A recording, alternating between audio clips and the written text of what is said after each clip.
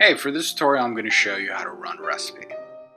Let's go to my project, pick a project, recipes, recipe. For this tutorial I'm going to pick the Visualize FastQ Data Quality recipe. Let's go to run. This opens the user interface. This user interface is what's used to pass parameters along to the pipeline.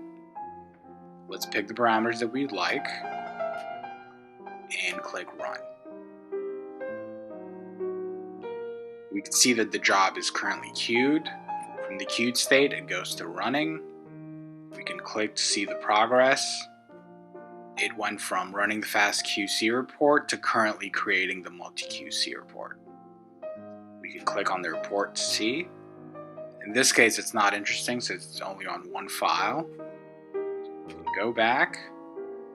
And if we'd like, we could investigate other results and rerun them as we'd see fit. This concludes this part of the tutorial.